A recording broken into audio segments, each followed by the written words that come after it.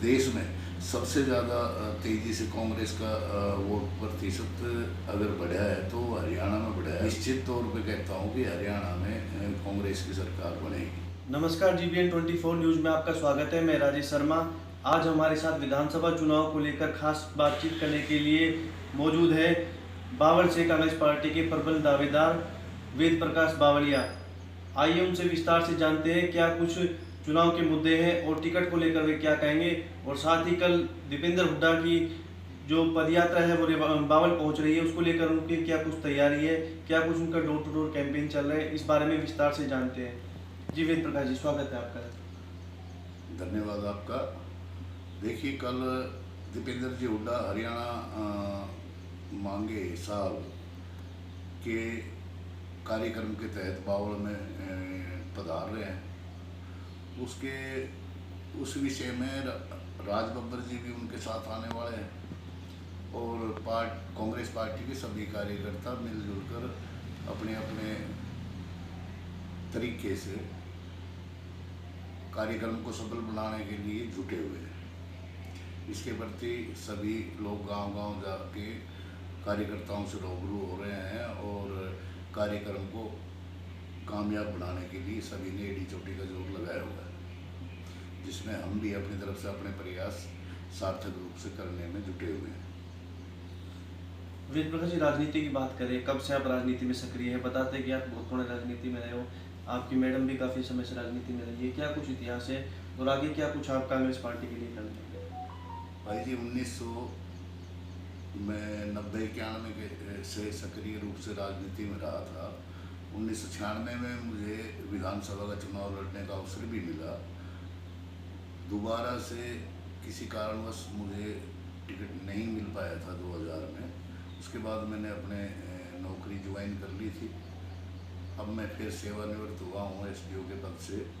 तो अब आपने फिर जनसेवा का कार्यक्रम अपना चला लिया। और मेरी जो धर्मपत्नी है वो जिला परिषद की सदस्य रही हैं, उप प्रमुख जिला परिषद भी रही हैं, गांव की सरपंच भी रही हैं तथा पार्टी में भी समय समय पर पदाधिकारी रही हैं। तो आप किस महकमे में रहे, कब सेवानिवृत्त हुए और आगे?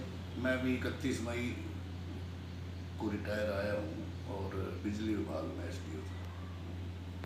तो आगे की बात करें, टिकट की दावेदारी को लेकर बात करें, क्या कुछ आपकी दावेदारी?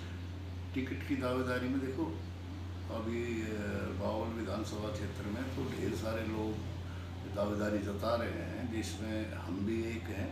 और स्थानीय बात को लेकर हम अपनी बात को प्रखरता से लोगों को सामने रख रहे हैं कि स्थानीय उम्मीदवार बावल में होना चाहिए, ताकि यहाँ के लोगों की जो मूलभूत समस्याएं हैं उनको वो अच्छी तरह समझता है और उसमें काम कर सके।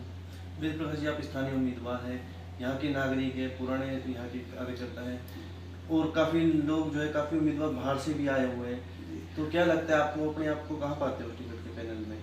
भाई, टिकट का पैनल तो देखो पार्टी ने बनाना है और लोगों पार्टी सर्वे करवाएगी, सर्वे में किसका क्या आता है।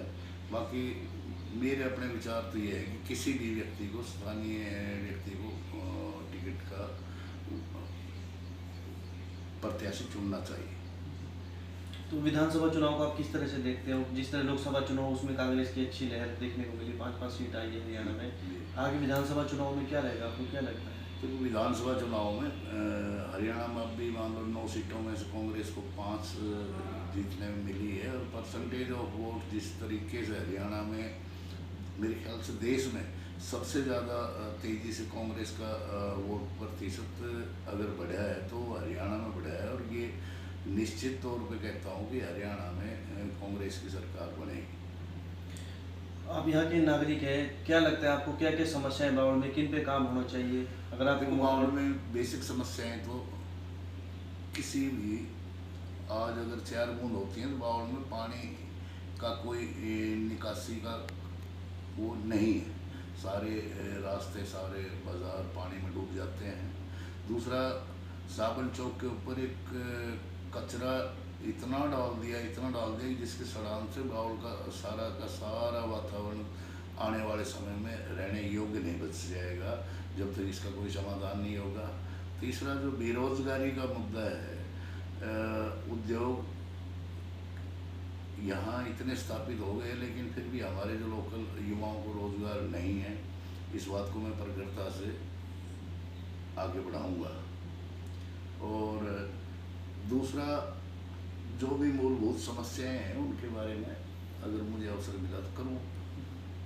यहाँ से स्थानीय मंत्री है, विधायक है डॉक्टर बनवारी लाल, किस तरह से आप उनका काम कर देखते हो? 10 साल से वो यहाँ से विधायक है, मंत्री है, उन्होंने कुछ काम करवाया कि नहीं, क्या लगता है? बनवारी लाल जी ने अपने आराम से 10 साल का कार्यकाल निकाल लिया, लेकिन काम करवाने में मुझे तो अपनी तरफ से कोई ऐसा कार्य जो नहीं दिखाई दे रहा उनकी तरफ से कि जो उन्होंने ग्रामीण अंचल में या बावल शहर को, जो आज से 20 साल पहले था, वह उससे भी बदतर हालात आज बावल शहर की है, ना कि कोई विकास कार्य किसी भी रूप में हुआ हो, मुझे नहीं लगता। ये जो अपनी पद यात्रा चल रही कांग्रेस पार्टी की, हरियाणा मांगे हिसाब कांग्रेस से यास, क्या लगता है इससे कितना फायदा मिलेगा आपको? हरियाणा में कितने समीकरण इससे बदलेंगे कांग्रेस के पास? देखो, हरियाणा के समीकरण अब डे बाई डे बदलते जा रहे हैं, बदले हुए हैं। हरियाणा में कांग्रेस की सरकार आनी निश्चित है।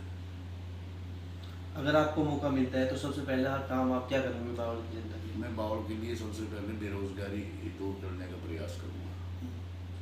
चुनाव में अपनी टिकट को लेकर और जीत को लेकर क्या कहेंगे? चुनाव जी सबसे पहले टिकट पार्टी ने देना है, जिसको अगर मुझे योग्य समझेगी तो मुझे दे दें। जीत अगर मुझे मिली तो 100% जीत की गारंटी।